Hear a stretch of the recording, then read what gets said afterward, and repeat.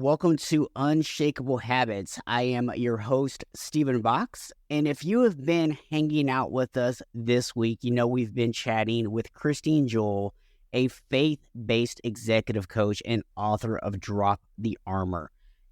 And today I wanted to just take an opportunity to give you some of my unshakable insights, my key takeaways from this week, and also share some of my personal experiences with some of these takeaways. So starting on Monday, we did what I call the introductory episode of the week, where we talked about this idea of being constantly busy, but always feeling like no matter how hard you work, you just can't get ahead. You're always behind. And Christine had this gem, I think it was towards the end of the episode, where she said, what if we chose our overwhelm? Oh man, light bulb moment for me when she said it, right? Because instantaneously, I went to stress management. I talk about stress management is not getting rid of stress. It's about managing it, and it's about having the right amount. It's about finding that stress sweet spot, because some stress is actually positive for us. Too much of it is negative, but the right amount is positive. And this is a slightly different context, but if we're choosing our overwhelm and we're changing the context of overwhelm, let me say it that way, where we're looking at, can I be overwhelmed with joy? Can I be overwhelmed with grace? Can I be overwhelmed with all these positive things? And that is such a great reframe. And Christine points out that really, in order to do this, it's all about being intentional about where you spend your energy and your time. Not spending your time just being busy for the sake of being busy or doing things that make other people happy, but really doing it because it's what you want to do. And a big part of that is knowing how to figure out what your values are, what your goals are, and then prioritizing your task around those, aligning that to your values and your goals, and then setting boundaries to make sure that you're able to prioritize those tasks. Such a huge thing for so many people to be able to learn to do that. And part of that is learning to say no. If you want to talk about managing overwhelm and you want to talk about creating balance in your life, learning to say no is the most crucial skill. This is something I personally have been working on for a couple years now. And I will tell you, once you get it down, once you can learn how to phrase it and really develop it, it's a game changer. And maybe one day I'll do a full episode on how we actually say that, right? How do we say no to people without being rude? Because I've got it figured out now. I'm not going to say I'm 100% perfect, but I've got it pretty well figured out now. And it took some time. So then Tuesday, we started talking about work stuff and really this idea of productivity addiction. And it's something that honestly, Christine pointed out, oftentimes comes from a place of us seeking validation through constant activity. Let that sink in for a second. Do you find that you've ever had that experience where you are always doing stuff? You're always busy. You're trying to do all these things. And it's not because that's what you want to be doing. It's because you feel like there's an expectation. Even if that expectation is only in your head, even if it's not real, it can feel very real. And it creates this need to always be doing something, and it becomes an addiction. And it most of the time is us trying to gain the approval of someone else. So whether that's your boss so you can get a promotion or a raise, or whether it's our spouse or our kids or whatever, we're always trying to do things to make ourselves look better in the eyes of someone else or to gain their approval, right? Then the other thing she talked about was this idea of needing to redefine what productivity means to us. Focusing on the meaningful actions rather than just the busy work. So really, what are those things that are going to push everything forward? I remember she gave an example from a client call that she had where the client was like, I got to do all this stuff and all this stuff. And she said, if you were to take all that off the table, if you just clean slate, think about what you actually really need to do. What is the one thing you can do right now that would make a huge difference? And if you guys want more on that concept, you want to dive more into that, I highly recommend the book, The One Thing. It really dives into this idea of what's the one thing you can do right now that will make everything else easier. It's not just about doing literally one thing. It's about what thing do I need to prioritize? And then the other thing is taking breaks, allowing yourself to recharge, right? And we're talking not just vacation time here, right? I know a lot of people over the summer, they take vacation, and that's great.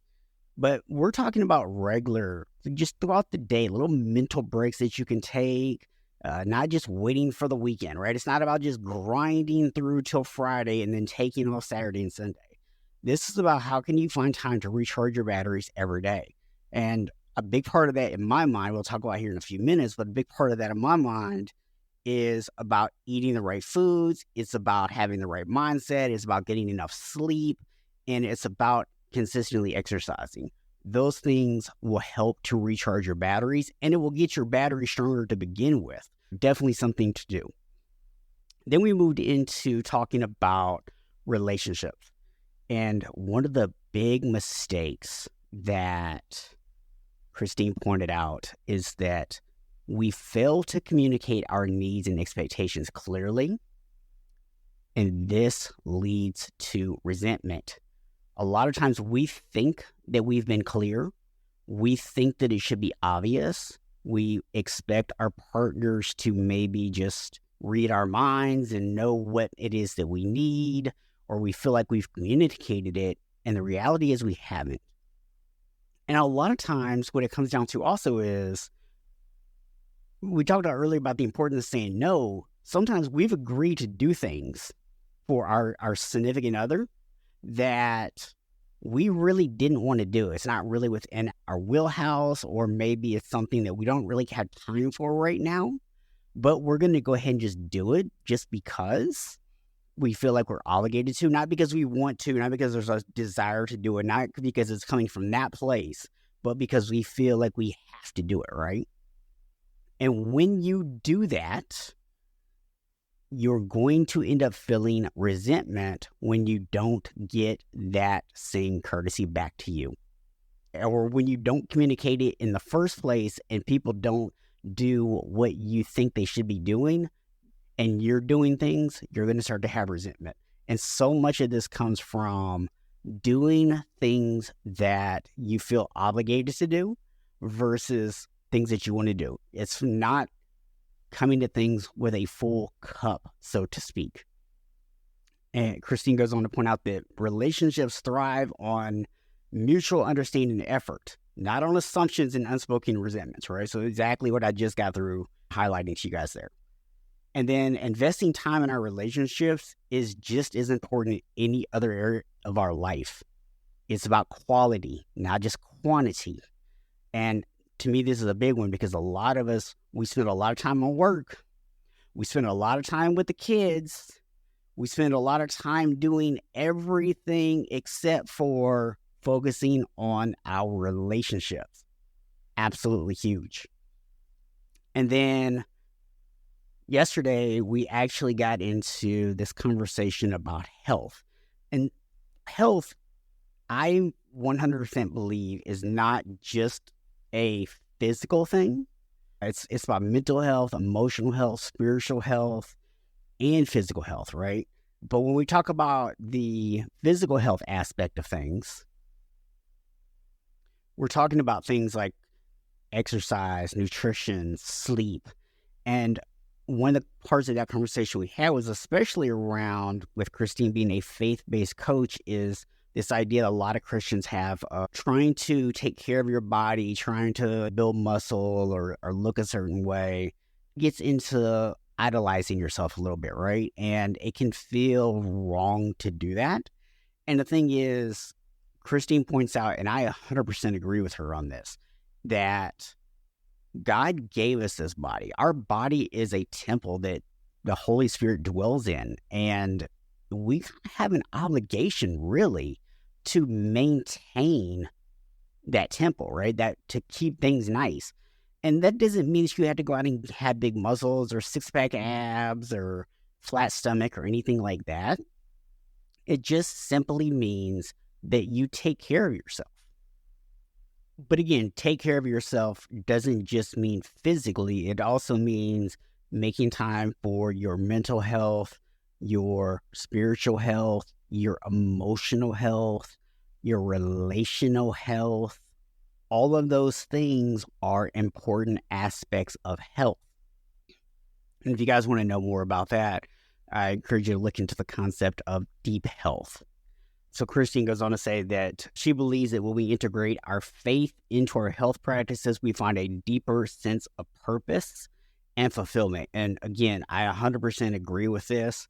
I find that when I get up in the morning and I carve out time for some kind of movement, some kind of prayer time, some kind of devotional reading time, that it just makes such a huge difference in my entire day. Which goes really to her next point of saying it's essential to create daily habits that nourish both our body and our spirit. Again, I'm jumping ahead here, but it's like perfect alignment. We often overlook the spiritual aspect of health, but it's just as important as the physical, and Christine also pointed out. And again here, I agree with this, because if we don't have a connection to something bigger, we don't have a sense of purpose in life, if we don't feel that connection, a lot of times we can start to devalue ourselves. We start to feel like we don't have the value.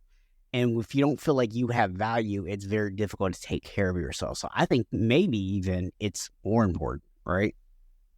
Meditation and prayer can be powerful tools to center yourself and maintain balance. Again, this goes back to what I talked about: morning routine, daily habits, regular rest and recovery periods to recharge your batteries. It all ties back in. And then finally, Christine talks about building a supportive community around you can greatly enhance your journey towards holistic well-being. And again, like I said earlier, when you look at this concept of deep health, it is physical health, but it's also mental health, emotional health, and then it's environmental health, it's relational health, and it's spiritual health. Those are the components of deep health. And so when you look at it from that perspective, you start to see that all of these things are so important to have. So guys, that is our recap for this week's episodes. Next week, we are going to be talking about something that I know a lot of us struggle with, something I struggled with for a very long time, and really only in the last few years have I truly got this. I've had pieces of success over the years with it, but it's only been the last couple of years I've really put all the pieces together. And that's on overcoming setbacks, dealing with slow progress, and managing stress.